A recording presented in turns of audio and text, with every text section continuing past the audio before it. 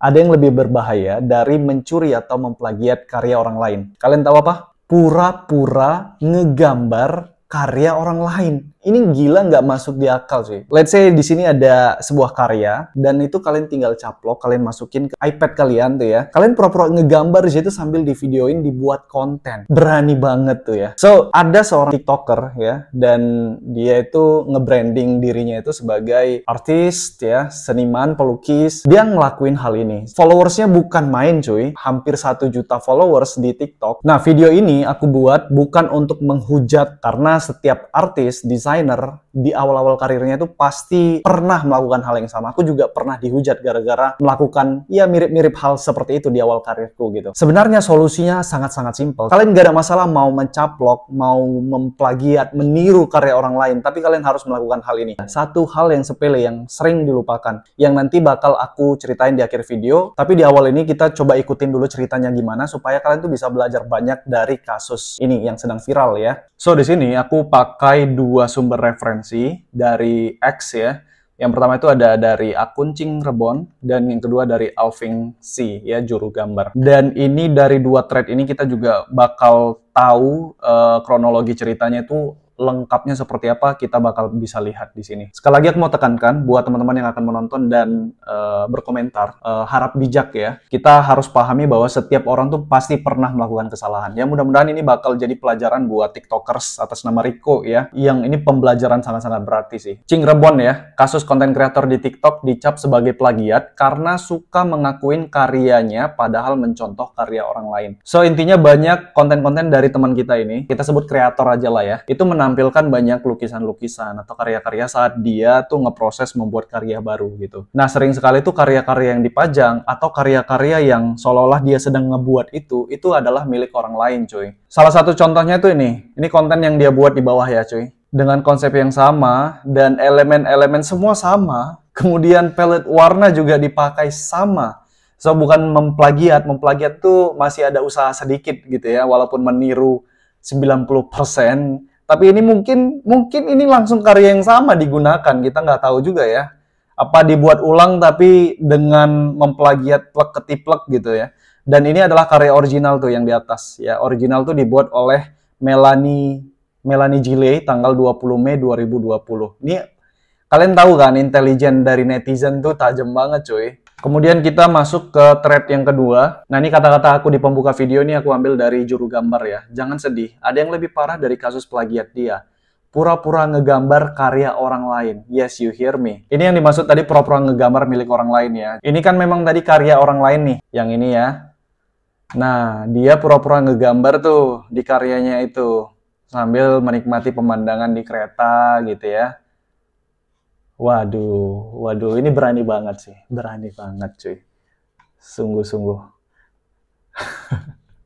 Berani banget gitu. Oke, ini kita lihat pura-pura ngegambar yang lain cuy. Ini karya yang dia buat tuh sebelah kiri ya. Sama cuy. Sama. What? Sama cuy. Paling hanya ditambahin kayak ornamen-ornamen putih-putih sedikit di sini ya cuy ya.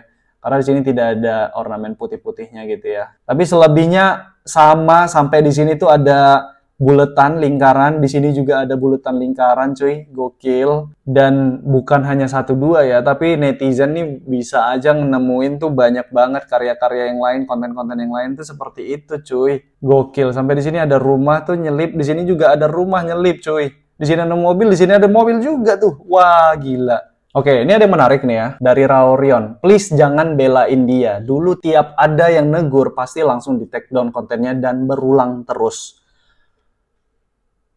Wow. Barusan gue bilang tadi, gue bakal support dia gitu ya, karena semua orang pasti pernah ngelakuin kesalahan. Tapi ini ada yang bilang nih, karena dulu pas dia ada yang negur tuh langsung kontennya di take down dan dilakuin terus dan terus dan terus. Gokil sih. Ini bukan 1-2 karya lagi, ini banyak banget cuy. Wah gila. Ini ada lagi dari Pinterest ya. Wadidaw.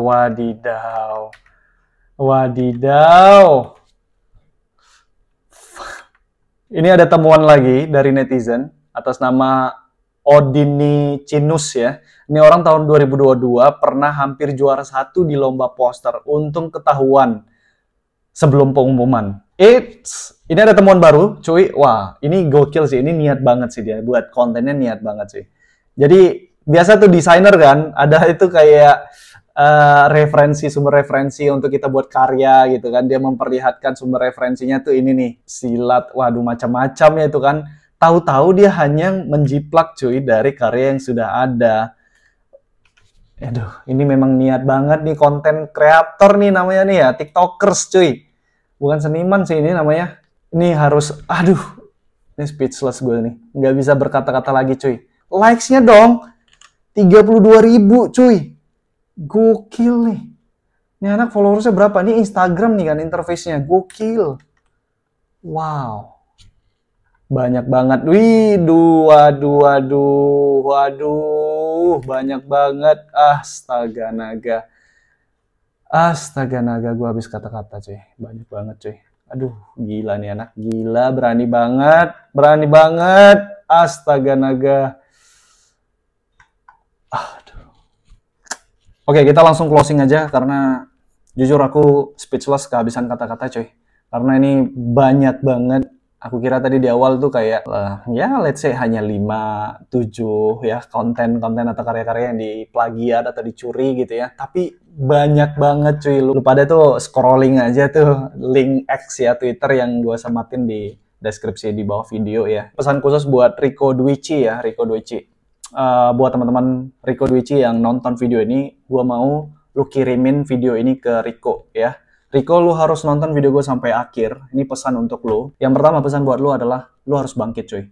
Lu harus bangkit men. Karena setiap orang tuh pasti pernah ngelakuin hal yang salah. Mungkin ini hanya butuh waktu, mungkin agak reda sedikit nanti, lu harus comeback dengan Rico Dwici yang baru. Sayang banget gitu ya, gue ngelihatnya 1 juta followers men. Ini lu harus jadiin titik pijakan baru. Lu udah jatuh gitu kan, lu harus jadikan titik pijakan baru untuk lu melangkah ke depan cuy ya. Karena 1 juta follower sangat-sangat sayang sih kalau lu sia-siain ke depannya gitu ya. Mungkin sampai seminggu ke depan tuh semua orang tuh masih pada ngehujatin lu. Di poin kedua ini lu harus terima sih. Lu harus terima hujatan-hujatan netizen. Karena apa? Karena lu sendiri yang bandal gitu. Lu sendiri yang bandal cuy. Pasti udah banyak orang-orang yang mungkin nge-DM lu bilang baik-baik. Akhirnya lu nggak terima ketika dinasihatin gitu ya, di baik-baik gitu. Akhirnya ya tibalah saat ini gitu, kayak bom waktu itu meledak dengan sendirinya cuy. Dan karya yang lo plagiat atau curi cuy, itu bukan 1-2 karya cuy, puluhan cuy. Gue sampai capek nyekrolnya tadi di Twitter cuy. Nggak mungkin dong tidak sengaja, nggak mungkin dong. Pasti dengan kesadaran penuh lo ngelakuin hal itu. So, lo pasti udah tahu sendiri, lo pasti menimbang resiko ini sangat-sangat besar resikonya. Tapi kenapa lo buat? Lo tetap bikin konten-konten itu, ya lo harus berani bertanggung jawab cuy. So Rico, kalau lo nanti mau comeback cuy, ya kalau bisa sih ya siapin aja ya, siapin mental, kemudian perbaiki mental juga cuy. Ya hal-hal yang kayak gini gak usah dilakuin lagi. Lo kan bisa ngelukis cuy, lo bisa buat karya sendiri cuy. Dan ini berhubungan ya, kalaupun kalian tuh pengen pakai karya orang lain atau memplagiat karya orang lain, tapi nggak mau ada kendala, nggak mau ada masalah, gue kasih 1 tips ya, tips jitu, dan ketika lo lakuin ini, pasti tidak ada masalah sama sekali yang akan muncul seperti ini cuy.